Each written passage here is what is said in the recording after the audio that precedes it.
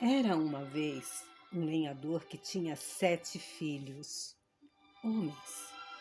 O maior tinha 12 anos, o caçula 6 e se chamava Pequeno Polegar. Ele era muito pequenino.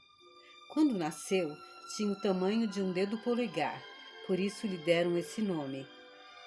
O Pequeno Polegar não falava muito, mas em compensação sua cabecinha não parava de pensar. Embora fosse o menorzinho, ele era o mais esperto dos irmãos. O lenhador era muito pobre e não tinha meios de sustentar os 7 filhos.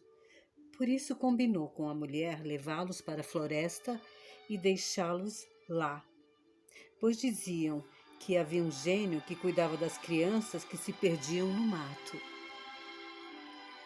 O Pequeno Polegar, escondido debaixo do banco, ouviu a conversa. Como gostava muito dos pais, não queria ficar longe deles. Quando todos dormiam, saiu bem quietinho e foi ao riacho que passava perto da casa e recolheu uma porção de pedrinhas brancas.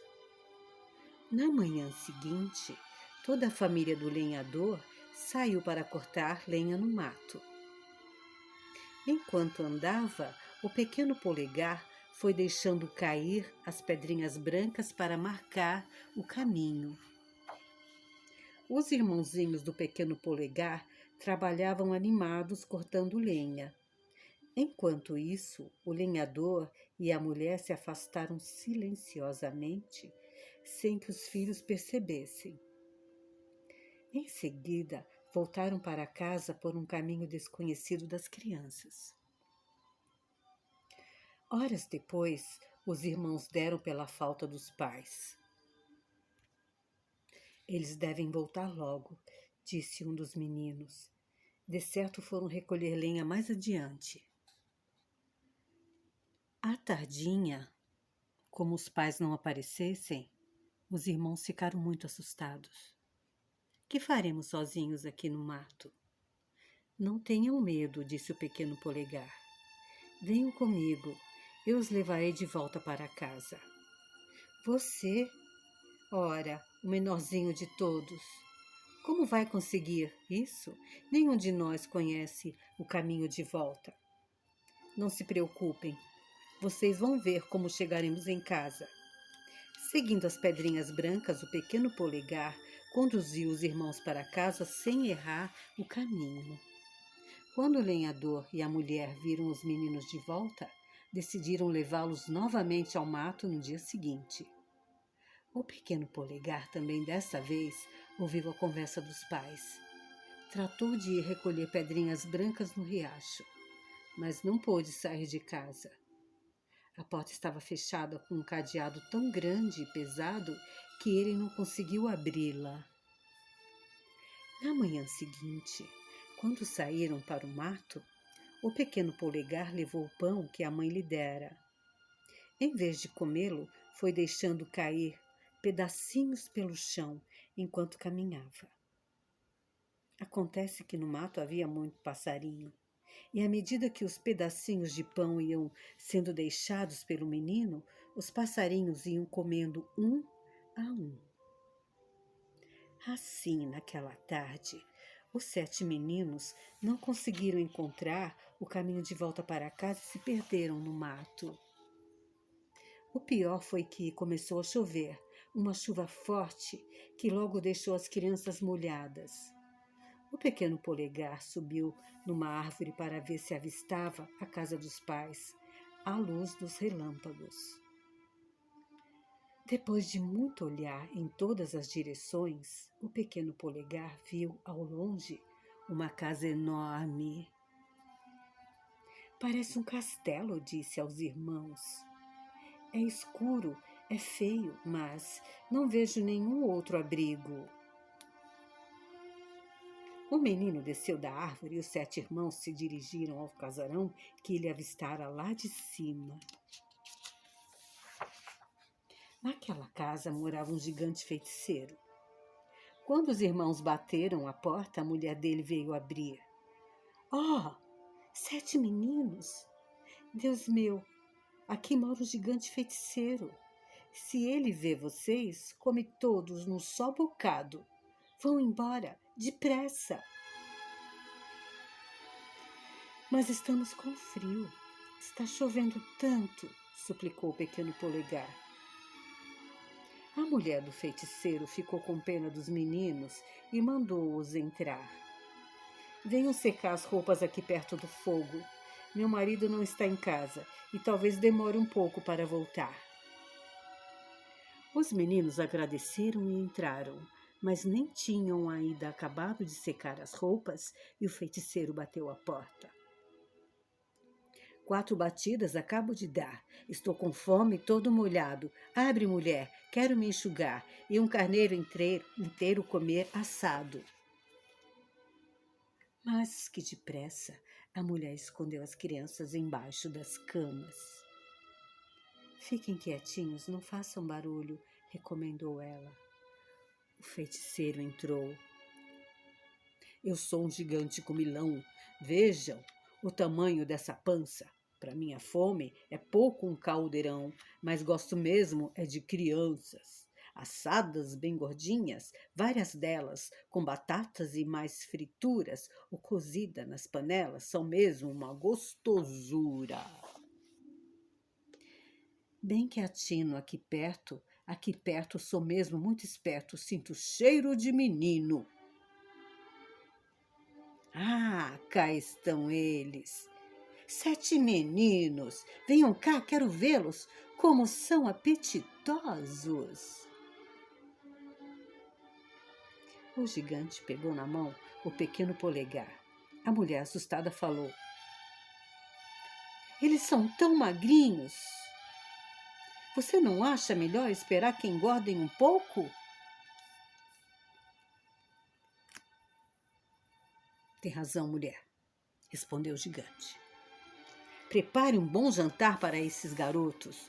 Você sabe que gosto de meninos bem gordinhos. Mas que depressa a mulher obedeceu.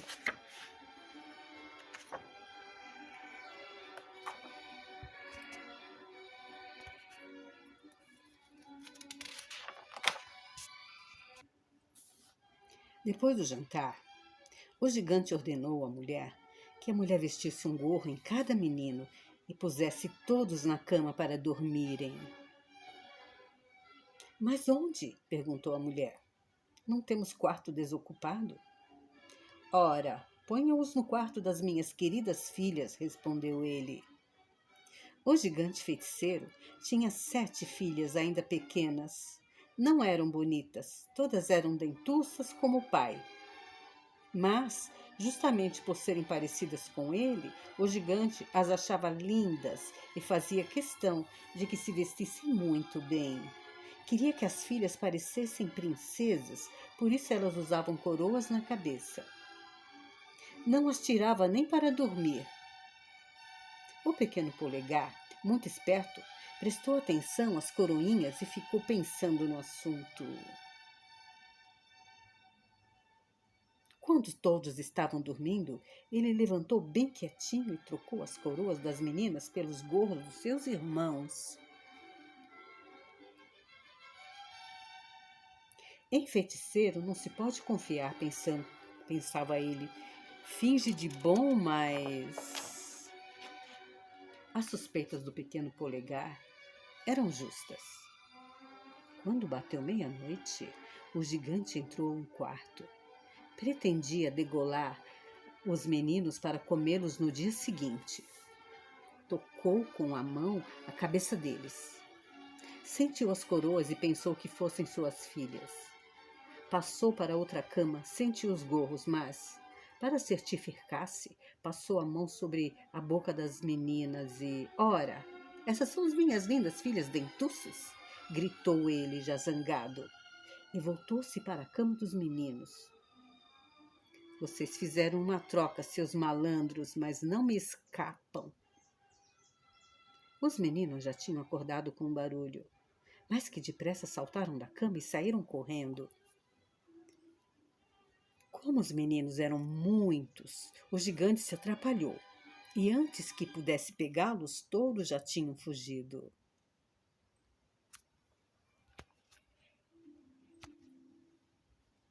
O gigante feiticeiro correu atrás deles. Mas os meninos eram muito espertos e ele sempre os perdia de vista, porque era noite e estava escuro. Cansado, o gigante acabou dormindo ali mesmo no campo. Os 7 meninos aproveitaram a oportunidade. Pularam o muro de uma casa velha e se esconderam lá dentro. O gigante estava com sono porque naquela noite não tinha dormido. Quando acordou, não viu nenhum sinal dos meninos. Ficou furioso e praguejou. Maldito sono, que me derruba quando mais preciso estar acordado. Aqueles magricelas sumiram, mas não há de ser nada. Volto para casa, calço minhas botas de 7 léguas e percorro toda a região.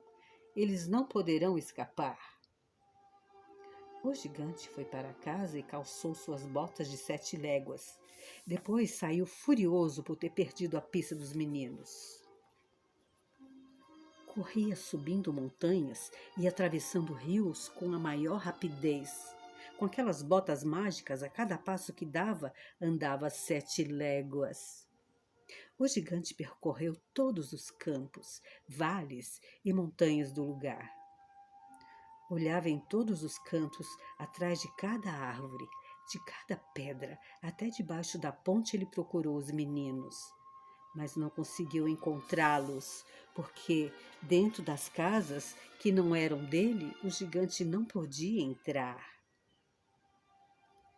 Ele correu durante várias horas, até que não aguentou mais. Exausto, caiu no chão, bem perto da casa onde os 7 meninos estavam escondidos. Daí a pouco o gigante dormiu tão profundamente que roncou alto. O pequeno polegar ouviu e devagarinho, bem quietinho, saiu do esconderijo e aproximou-se dele. O pequeno polegar, calçando as botas de 7 léguas, com 2 passos chegou à casa do gigante. Bateu a porta e a mulher veio abrir. Depressa, disse ele. Seu marido foi aprisionado por um bando de malfeitores. Eles querem ouro e pedras preciosas para o resgate. O gigante mandou-me buscar o tesouro que está escondido aqui. Por isso deu-me as botas dele, está vendo? Se eu não levar o tesouro bem depressa, os malfeitores o matarão. Vendo que o menino estava mesmo com as botas de 7 léguas, a mulher acreditou que deu-lhes o tesouro dentro de uma sacola. Quando o pequeno polegar e seus irmãos chegaram em casa, levando toda aquela riqueza, seus pais os receberam com grande alegria. O gênio da floresta devolveu nossos filhos com uma fortuna. Que bom! Agora vamos viver sempre juntos e muito felizes. Graças à esperteza do pequeno polegar, foi vencida a malvadeza e voltaram para o lar. Com o tesouro trazido, vivem agora em paz. Polegar, muito sabido, continua um bom rapaz.